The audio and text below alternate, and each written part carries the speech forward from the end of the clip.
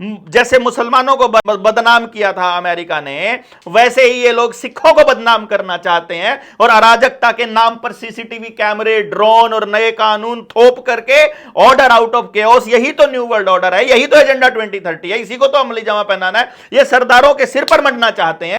300 kilo RDX कहां से आया आज तक पता नहीं चला है। वो कहते हैं हम चांद पर पहुंच गए हैं, हम चंद्रयान पर पहुंच गए हैं, हम फलाना डिमकाना कर रहे हैं, इतनी साइंस ने टेक्नोलॉजी कर ली है, हमारे यहां पे ड्रोन से सारा का सारा सर्वेलेंस होगा। वहां ड्रोन कहां चला गया आपका, वहां कहां चला गए थे आपकी साइंस और टेक्नोलॉजी। वीडियो के सामने आकर कहते हैं हो सकता है ये हमारी आखिरी बातचीत हो आपसे, हो सकता है हमारी आखिरी वीडियो हो, हमारे के ऊपर गोली लगे नेतृत्व के ऊपर। गोलियां मार रही है सरकार। इस देश के अंदर संविधान की रक्षा पर बोलने वाले कहां चले गए, वो बाबा भीमराव अंबेडकर को मानने वाले लोग। राम राम जी सारे साथियां ने बॉर्डर पे देखेंगे जो बहुत बड़ा किसान आंदोलन चल रहा है, हरियाणा पंजाब के बॉर्डर पे देखेंगे तो लाखों की संख्या में किसान इकट्ठे हैं। लेकिन उस सब के बावजूद भी हमें प्रतीत हो रहा है, ऐसा दिख रहा है कि जो सरकारें चाहती हैं उसी प्रकार का काम हो रहा है और नौजवानों के ऊपर गोलियां दागी जा रही है। तो समस्या बड़ी गंभीर है। इस विषय के ऊपर हमें जानेंगे जो डॉक्टर देवेंद्र बलारा हैं, ये बार बार किसान आंदोलन में सक्रिय भूमिका में रहे हैं, जो 2020-21 में चला था उसमें भी, और अब भी अपनी सक्रिय भूमिका निभा रहे हैं। तो आइए जानते हैं डॉक्टर साहब से कि ये आंदोलन चल रहा है तो इसके ऊपर सरकार का और किसान नेताओं का क्या रवैया है। डॉक्टर साहब, ये जो किसान आंदोलन चल रहा है इसके ऊपर अगर जो हम बात करें तो सरकारों से लगभग 4 या 5 दौर की वार्तालाप हो चुकी है, लेकिन हल कहीं नहीं निकल रहा। तो इसके पीछे का क्या कारण है, वो हल क्यों नहीं निकल रहा। अगर आपको पता हो रविंद्र भाई कि हम लोगों ने बहुत पहले आप लोगों के सामने एक बात रखी थी कि ये किसान आंदोलन असल में किसानों के लिए है ही नहीं था। बहुत जिम्मेदारी के साथ मैं ये बात कह रहा हूं। पहले तो ऐसा लग रहा था कि जैसे कोई शक था मुझे इस बात का, और क्योंकि मैंने किसी संगठन से बात नहीं की, अपने संगठन से जहां से मैं बिलोंग करता हूं, तो ये हमारे संगठन का कोई ऑफिशियल स्टैंड नहीं है, ये मेरा व्यक्तिगत आकलन है जो मैं आप सबको बता रहा हूं। अगर ये किसानों की लड़ाई है तो जिन्होंने ये कॉल दी है वो किसानों से पूछ कर दी है क्या, किसी किसान नेता से पूछा है, किसी किसान संगठन को कॉन्फिडेंस में लिया है, या अपने आप से जो जनता के अंदर गुस्सा है सरकार के प्रति उसको यूज करने का एक दिमाग के अंदर कोई फितूर चढ़ा हुआ है, या आप लोगों को यह लगता है कि आप इतने बड़े नेता हो कि आपकी बात को लोग और सरकार दोनों के दोनों सर आंखों पर बिठाएंगे। आपने देखा कि हमारे ही प्रदेश का एक नेता एक रैली करता है, वो अपनी संख्या बल दिखाता है, अपने आप को नेतृत्व में घोषित करता है, और घोषित करने के बाद वो पंजाब में जाकर छुप जाता है। वो हरियाणा में आकर हरियाणा के किसानों का नेतृत्व क्यों नहीं करता है, ये बात नहीं समझ में आएगी क्या लोगों को।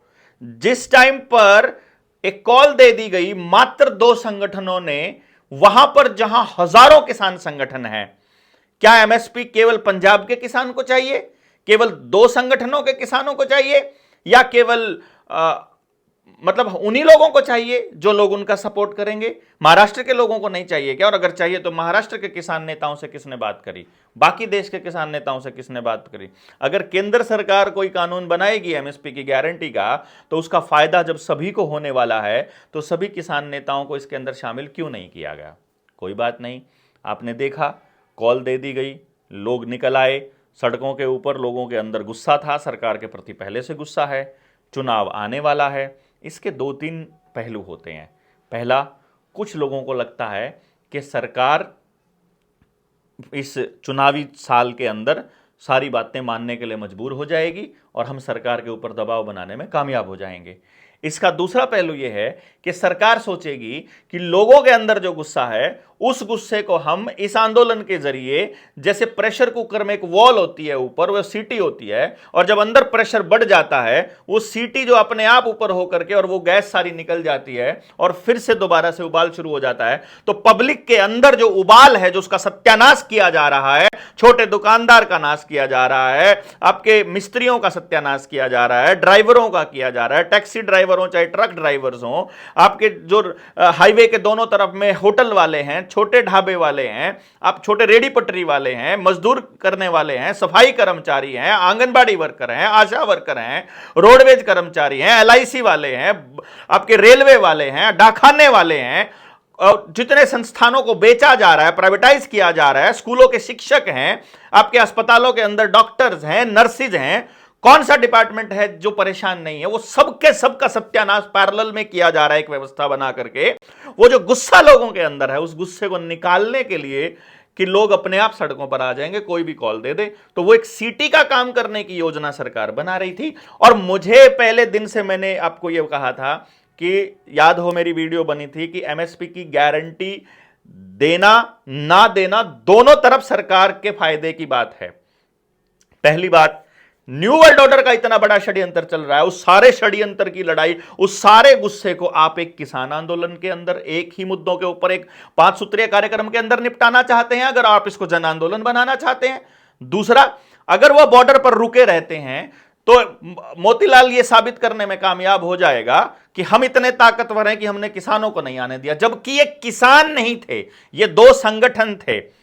किसान तो अब आए हैं, लोग तो अब आए हैं जब वहां लोग मरने लगे और लोगों का गुस्सा जब बढ़ गया। अब जब किसान नेताओं से बात परे होने वाली है, जब उनके गुस्सा निकलने वाला है कि आप अब अगर सरकार के साथ सौदेबाजी करते हो तो बाकी के संगठन आंदोलन करेंगे, हम आंदोलन करेंगे, हम सारा का सारा काला चिट्ठा खोलेंगे जनता सरकार मोर्चा वाले कि आप लोगों ने मतलब क्या बना रखा है कि लोगों की आस्थाओं के साथ आप खेलेंगे, आप उनकी भावनाओं के साथ खेलेंगे और आप अपनी मर्जी से कुछ भी कह देंगे, आप किसी भी चीज के ऊपर कॉम्प्रोमाइज कर लेंगे। जब आप लोग मर रहे हैं, बच्चे मर रहे हैं, गोलियां मार रही है सरकार, इस देश के अंदर संविधान की रक्षा पर बोलने वाले कहां चले गए? वो बाबा भीमराव अंबेडकर को मानने वाले लोग जो संविधान की रक्षा के लिए लड़ रहे थे, उन लोगों को आकर के प्रदर्शन नहीं करना चाहिए कि गोली मारी जा रही है अपने लोगों को, 12 बोर की गोली मारी, मतलब बंदूक से गोली मारी जा रही है। ये बहुत सेंसिटिव मुद्दा है और मुझे लगता है कि इसके ऊपर समाज के हर तबके को बोलना चाहिए। ईवीएम के ऊपर जब किसान साथ दे रहे हैं तो बाकी के जो लोग हैं, जो दूसरे तबके हैं, उन लोगों को आकर के भी इनके साथ खड़ा होना चाहिए था। और जो किसान संगठन जितने भी हैं, पूरे हरियाणा हो, पंजाब हो, उत्तर प्रदेश हो, महाराष्ट्र हो, मध्य प्रदेश हो, उन सबको अपने अपने एरिया के अंदर किसान मूवमेंट शुरू कर देनी चाहिए। और ये वैसे ही जैसे 2020-21 का आंदोलन था, जब नेताओं के हाथ से बात निकलकर जनता के हाथ में बात चली गई थी, ये वैसे ही होना चाहिए। और अब की बार इन नेताओं को सरकार के साथ कॉम्प्रोमाइज करके वापस घर जाना बिल्कुल इजाजत नहीं मिलनी चाहिए। तो जब इन्होंने सोचा कि नहीं पार करने देंगे अगर बॉर्डर, तो भी हमारी जीत हम बता देंगे, किसानों से मजबूत हैं, और अगर पार करके आ गए तो एमएसपी दे देंगे और कह देंगे हम तो हम तो किसानों के साथ ही अब हैं। इसमें एक और बात है डॉक्टर साहब कि जो पिछले 13 महीने जो आंदोलन चला, उस आंदोलन में 40 से लेकर 45 संगठन थे जो एसकेएम नेतृत्व कर रहा था।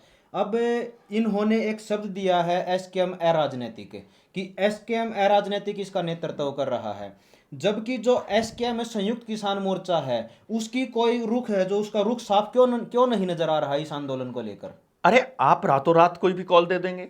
आपको ध्यान हो, हम जनता सरकार मोर्चा की एक रैली करी थी 19 तारीख को।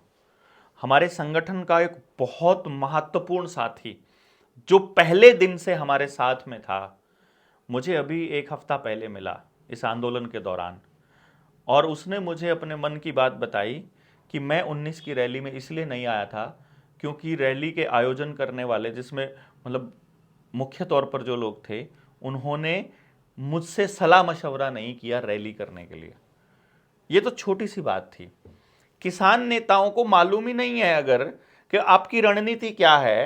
देखिए, आपने कॉल दे दी कि 13 तारीख को किसान दिल्ली कूच करेंगे, जनता कूच कर रही है। संगठन के तौर पर हमने कहा किसानों की हर जायज मांग का हमारे को समर्थन है। उन जो नेता, एसकेएम का एक भी नेता ने अगर यह बयान दिया हो कि हम इस आंदोलन के पक्ष में नहीं हैं, तो एसकेएम दोषी होगा। एसकेएम के हर नेता ने एक बात कही है, सिद्धांतिक रूप से किसान के हर मुद्दे पर, जायज मांगों पर हम हर संगठन के साथ हैं और इस आंदोलन का भी समर्थन करते हैं। तो ये नहीं है कि एसकेएम ने वो नहीं किया, लेकिन ये कॉल एसकेएम की नहीं थी। उन्होंने गेम ही तो यही खेला था ना कि एसकेएम के लोगों को पॉलिटिकल साबित कर दो पब्लिक की नजरों में, और ये नॉन पॉलिटिकल रह गए हैं, इनका आंदोलन बना दो और दो चार चेहरों को चमका दो और उन्हीं चेहरों के नाम आने चाहिए और किसी के नाम नहीं आने चाहिए, और लोगों को लगना चाहिए कि वो जो कहेंगे वही कहेंगे। दिन में लोगों के अंदर उबाल है, गुस्सा है, आप कहते हो कि नहीं पूरा दिन खड़े रखो। पब्लिक को पूरा दिन इंतजार में खड़े रखना, इंटरनेट नहीं चल रहा है, आप अपनी जानकारी लोगों तक नहीं पहुंचा पा रहे हैं, आप अपनी पूरी वास्तविक स्थिति नहीं बता पा रहे हैं, तो पब्लिक इधर से कंफ्यूज्ड है, उधर से वो जनता जो वेट कर रही है अपने नेताओं का वो कंफ्यूज है, फोन कर करके पूछते हैं, नेट नहीं चल रहा है तो फोन करके पूछे क्या रहा मीटिंग में, क्या रहा, अभी तो अंदर गए हैं, अभी तो बैठे हैं, 4-4 घंटे इंतजार करवा के केंद्र के नेता आते हैं वहां पर उन मीटिंग्स के अंदर और बकवास करके निकल जाते हैं कि हम जा करके पूछेंगे, कि वो कहते हैं हम अपनी घरवाली से पूछ, किससे पूछेंगे, खसम बैठा है तुम्हारा कोई वहां जिससे पूछोगे, भेजा क्यों है फिर अगर तुम निर्णय नहीं ले सकते हो? ऐसे आदमी को भेजना चाहिए जो निर्णय ले सकता है, वहां पर उसको पावर दे के भेजनी चाहिए कि तुम यहां तक बात कह सकते हो, वो बोल देगा मैं यहां तक कह सकता हूं, इससे आगे नहीं कह सकता। और लेकिन ऐसा कुछ नहीं कहते, वो लटका के रखते हैं ताकि लोग कंफ्यूजन में उनको लगे कि उनकी ऊर्जा व्यर्थ हो रही है और वो लोग इस आंदोलन के अंदर जानबूझकर मतलब पीछे हट जाएं और किसान का नाम बदनाम हो और सेफ्टी वॉल की तरह ये ऊर्जा लग के, और फिर जो ईवीएम से इन लोगों ने सरकार बनानी है उसका क्रेडिट ये लोग किसान को देना चाहते हैं। जैसे पुलवामा का खाया, पुलवामा पर किसी ने वोट नहीं किया, लेकिन सोशल मीडिया पर यह चला कि ये पुलवामा की वजह से जीते थे, तब भी जीते ईवीएम से थे। आज ये किसान के नाम पर जीतना चाहते हैं क्योंकि राम मंदिर के नाम पर इनको किसी ने वोट नहीं दिया। राम मंदिर का जो फैसला है वो तो सुप्रीम कोर्ट का था, राम मंदिर का जो निर्णय है वो तो राजीव गांधी पहले बता कर गया था, राजीव गांधी ने जो कहा था उसी निर्णय पर सुप्रीम कोर्ट ने मोहर लगाई है और उसी का खाने जा रहे हैं ये लोग। तो ये तो सारा का सारा फ्रॉड, पता चला राम मंदिर के नाम पर पैसे खा रहे हैं, वहां ट्रस्ट बना रहे हैं, जमीनें बेच रहे हैं, सारा का सारा ट्रस्ट का पैसा, दान का पैसा बोर्ड बना करके सरकार खा रही है, खा करके अडानी को वो डोनेशन दे रही है, कर्जा तो नहीं दे रही, डोनेशन दे रही है वो तो अडानी को भी अंबानी को भी। तो इस तरह से पता लग रहा है कि सारे देश के मंदिरों को सरकार खा चुकी है, वहां पर बोर्ड बना करके, पर्यटन स्थल डेवलप कर करके, ओयो के कमरे डेवलप करके, मंदिरों को, आस्था के स्थान को भी इन्होंने रंडी खाना बनाने की योजना बना रखी है। यह हालत करके इनको मालूम है और देश के लोगों को भी पता है कि ये लोग समाज को बर्बाद करने की दिशा में काम कर रहे हैं, इसलिए उनका वो पैंतरा नहीं चला। तो इन्होंने कहा कि हम किसानों के नाम पर वोट लेने की दिखा सकते हैं, मतलब परसेप्शन बना सकते हैं, और मुझे लगता है ये भी नाकाम होने वाला है। तो ये जो आंदोलन चल रहा है इसका आपका सीधा सीधा मतलब है जो स्पष्ट है वो ये कहना है कि नेतृत्व कमजोर है और सरकार के द्वारा ही इनको खड़ा किया गया है ये आंदोलन। नेतृत्व तो मुझे लगता है ही नहीं है। जिस किसी संगठन के पास इतने लोग हों जो आपके एक इशारे का इंतजार कर रहे हों और फिर भी वो लोग ड्रामा करते हैं, पहली रात में आकर के वीडियो के सामने आकर कहते हैं हो सकता है ये हमारी आखिरी बातचीत हो आपसे, हो सकता है हमारी आखिरी वीडियो हो, हमारे को ऊपर गोली लगे नेतृत्व के ऊपर, और जब आगे चलना होता है तब मीटिंगों में भाग जाते हैं, फिर कहते हैं नहीं अभी कोई नहीं है। क्यों कहा 11 बजे हम लोग तोड़ देंगे? क्यों कहा? अगर आपको मीटिंग का इंतजार करना था तो आप अल्टीमेटम देते हो, फिर वापस लेते हो, फिर देते हो, फिर वापस लेते हो। समर्थन करने वाले आदमी को समझ में नहीं आएगा हम क्या कर रहे हैं और वो कंफ्यूज हो जाएगा, पब्लिक नेतृत्वहीन हो जाएगी और फिर अराजकता का माहौल लाएगा। और यही तो ये लाना चाहते हैं, गृह युद्ध की स्थिति तो लाना चाहते हैं। जैसे मुसलमानों को बदनाम किया था अमेरिका ने, वैसे ही ये लोग सिखों को बदनाम करना चाहते हैं और अराजकता के नाम पर सीसीटीवी कैमरे, ड्रोन और नए कानून थोप करके ऑर्डर आउट ऑफ केओस, यही तो न्यू वर्ल्ड ऑर्डर है, यही तो एजेंडा 2030 है, इसी को तो अमली जामा पहनाना है। ये सरदारों के सिर पर मढ़ना चाहते हैं, जबकि ये कामयाब नहीं होने देंगे हरियाणा के लोग। तो इसमें जैसे सब लोग जानते हैं कि चुनाव नज़दीक है, कभी भी देश के अंदर आचार संहिता लग सकती है। तो ये आचार संहिता के नज़दीक आकर इसमें सरकार या जो ये किसान संगठन है ये साबित क्या करना चाहते हैं, ये किस ओर लेकर जाएंगे इस आंदोलन को?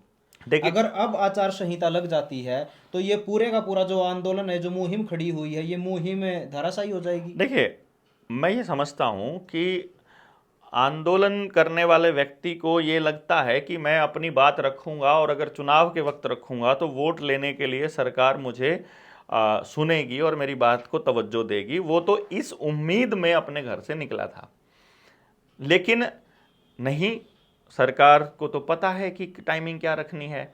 और आचार संहिता लगने के बाद में हम कोई एग्जीक्यूटिव ऑर्डर नहीं निकाल पाएंगे, ऐसा करके कोई ड्रामा सरकार कर देगी और यही लटकाने का प्रोसेस भी जारी है। लगातार रोज़ की रोज़ डिले करने का काम इसलिए किया जा रहा है ताकि आचार संहिता का नाम लेकर के इस आंदोलन को दोबारा से दबाया जा सके। पर मैं समझता हूँ कि जैसे हम लोग, आपने देखा होगा कि हम जनता सरकार मोर्चा के लोग हैं, जब किसान आंदोलन में परमानेंट हम लोग बैठे हुए थे और किसान आंदोलन को स्थगित किया गया, उस दिन हमने ये कहा था कि हम लोग घर अब वापस नहीं जाने वाले हैं और हम लगातार इस मुहिम को जारी रखेंगे। और हमने आज तक भी हम लोग उसी मिशन पे लगे हुए हैं, जागृति के मिशन पर, और उसका परिणाम हम देख रहे हैं कि जहां पंजाब में किसान आंदोलन के वक्त गिने चुने लोग थे बोलने वाले, वहां आज न्यू वर्ल्ड ऑर्डर स्टेज से बोला जा रहा है। तो कामयाबी इस तरह लेवल पर है कि लोगों में जागरूकता आ रही है।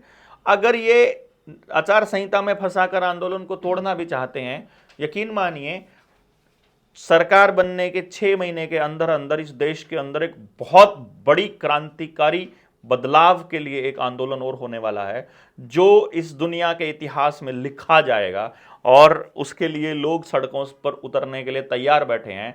तो सरकार अगर इस षड्यंत्र में कामयाब हो भी जाती है, आई डोंट थिंक कि इससे कोई समाज का नुकसान होगा।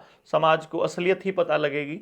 जो चोर हैं, जो मैनेज किए जा सकते हैं, जो सरकार द्वारा चलते हैं, जो लालची होंगे, जिनको वोट चाहिए, जिनको चुनाव लड़ना है, जिनको पैसे खाने हैं, उन लोगों की हकीकत सामने आ जाएगी। और मुझे लगता है वो आने के बाद लोगों को पता चल जाए तो भी अच्छी बात है। जब जागो तभी सवेरा, जब समझ में आए तभी चल जाए। अब अंतिम सवाल लेंगे इस विषय के ऊपर। जो पुलिस प्रशासन और अर्धसैनिक बलों के द्वारा सीधे टारगेट करके बॉडी के ऊपर जो बोलते हैं कि ऊपरले हिस्से के ऊपर, जो बॉडी के ऊपर डायरेक्ट शूट किए जा रहे हैं, 12 बोर की गोलियां दागी जा रही हैं और कई किसानों की उसमें मौत भी हो चुकी है, इसका जवाबदेह ये संगठन होंगे या वो सरकार या सरकार की एजेंसियां होंगी? कौन होगा? देखिए, अभी तक किसानों ने, आंदोलनकारियों ने गोलियां खाई और घर पे बैठ गए और ब्लड मनी लेकर बैठे। ब्लड मनी, व्हाट यू से इज, आपके बच्चे को अगर कोई गोली मारे और बोल दे कि मैं तुझे 50 लाख रुपए दूंगा, तो आप गोली खाने को तैयार हो जाओगे? अपने बेटे को खड़े कर दोगे क्या? अपने बेटी को खड़े कर दोगे कि 50 लाख रुपया दे के, 1 करोड़ दे के, 2 करोड़, 5 करोड़, 10 करोड़, 20 करोड़, कितने करोड़ में बेचोगे अपने बच्चे को? बताइए। And you don't have any answer, आपके पास कोई जवाब नहीं मिलेगा।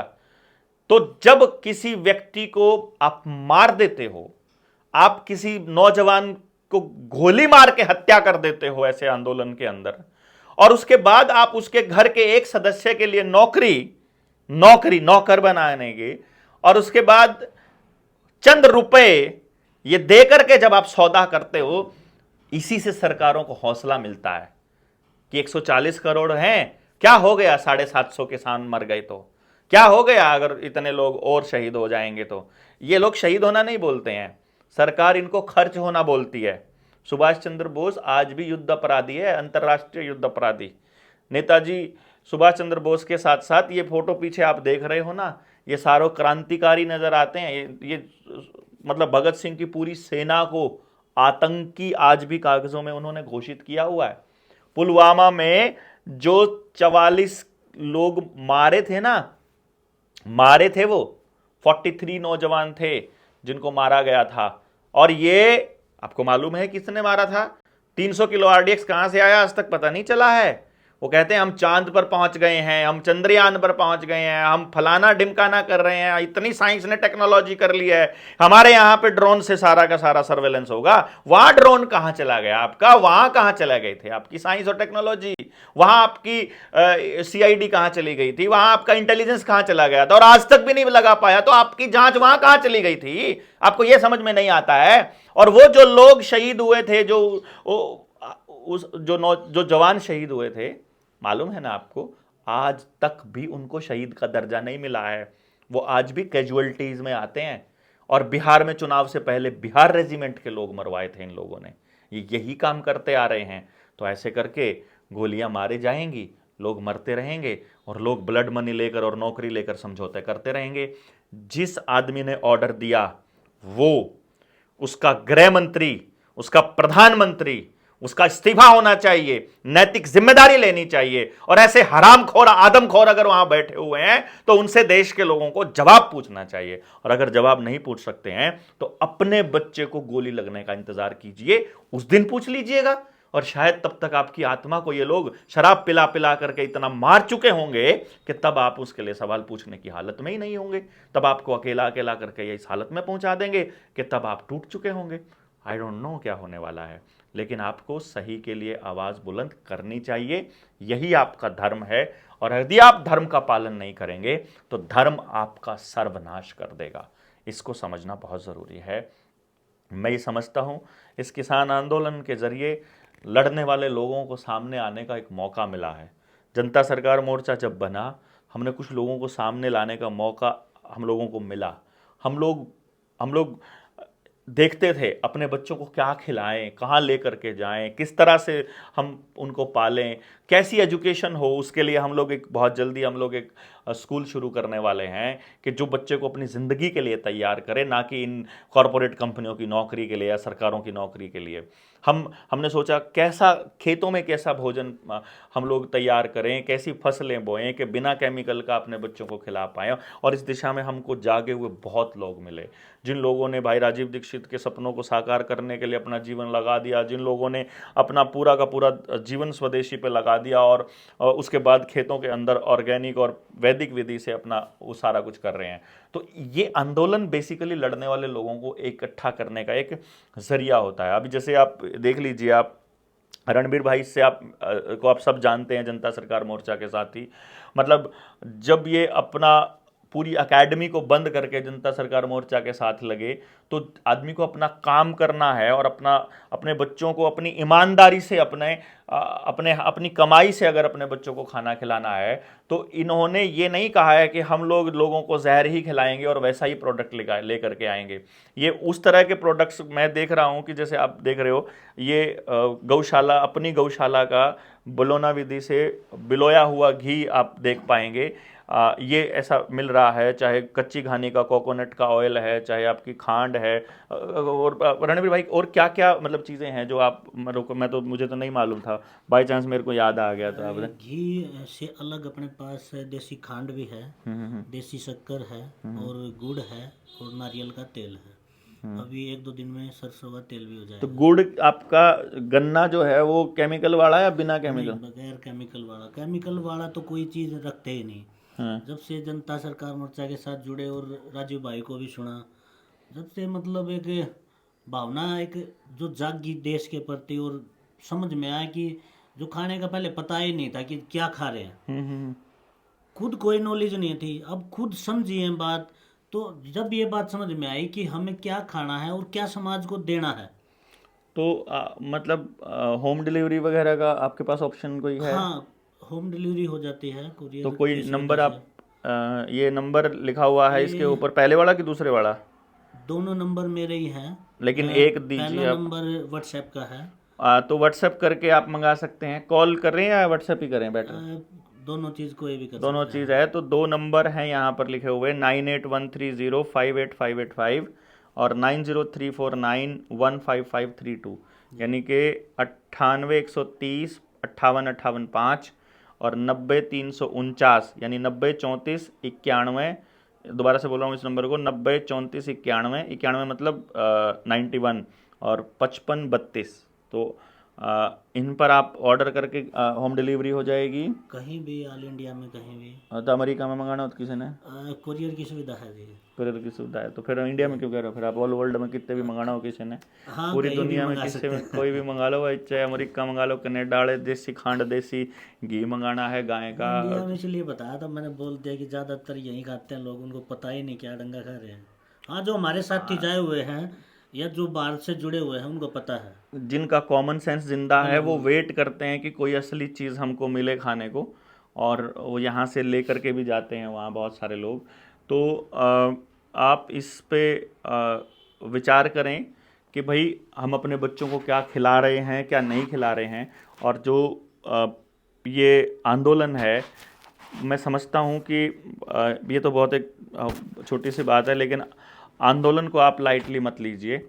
अपने समाज के लोगों को जोड़ने के लिए ये एक ज़रिया होता है। जैसे आपके पास अपने रिश्तेदारों से मिलने के लिए जगह नहीं होती, समय नहीं होता और आप निकाल नहीं पाते, फिर अचानक से किसी रिश्तेदार के यहाँ कोई फंक्शन हो जाता है या कोई मिस हैपनिंग हो जाती है और फिर आप जाते हैं और आपको वहाँ सारे रिश्तेदार मिलने का एक मौका मिल जाता है। तो आंदोलनकारियों के मिलने का एक जगह है। वहाँ चोर भी घुस जाते हैं, हालांकि जेब कतरे भी जाते हैं वहाँ भीड़ देख करके कि जेब कतरे को मिलेगी। अपना सामान बेचने वाले लोग भी चले जाते हैं, अपने पर्चे बांटने वाले, अपना प्रचार करने वाले पहुंच जाते हैं। लेकिन उससे भी बड़ी बात यह है कि अगर आंदोलन लंबा चलता है तो हमको लड़ने वाले लोग भी मिल जाते हैं। तो वो लड़ने वाले लोग आज सड़कों पर हैं और आपके लिए लड़ रहे हैं, क्योंकि जब बच्चे बचेंगे, खेत बचेगा, ज़मीनें बचेंगी, तो ना केवल उनके बचेंगे, फिर आपके भी बचेंगे। इसलिए समाज के हर तबके से मेरी गुजारिश है कि सारे तबके मिल करके किसान आंदोलन को जन आंदोलन बना दीजिए और इसको चंद लोगों के हाथों की कठपुतली बनने से हमको बचाना ही होगा, ऐसा प्रतीत होता है।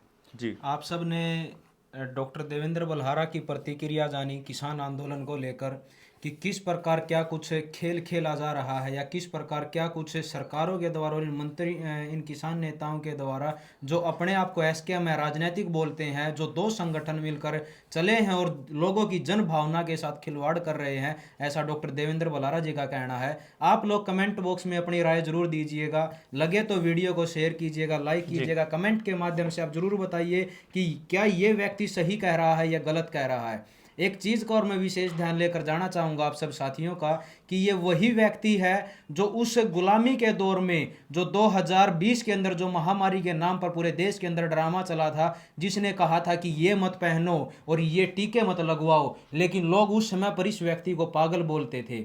लेकिन आज सबको महसूस हो रहा है कि ये वो व्यक्ति था जो बिल्कुल सच्चाई के साथ खड़ा था, वो बातें बता रहा था जिसके ऊपर लोग यकीन नहीं कर रहे थे, लेकिन वो बात आज सच साबित होती नजर आ रही है। तो एक बार इस जो डॉक्टर साहब ने जो अपनी प्रतिक्रिया दी है, इसके ऊपर भी अपनी तार्किक बुद्धि लगाकर कमेंट जरूर कीजिएगा और वीडियो को लगे तो लाइक शेयर जरूर कीजिएगा। बहुत बहुत धन्यवाद साथियों, आप सब साथियों का बहुत बहुत जय हिंद, जय भारत। जय भारत।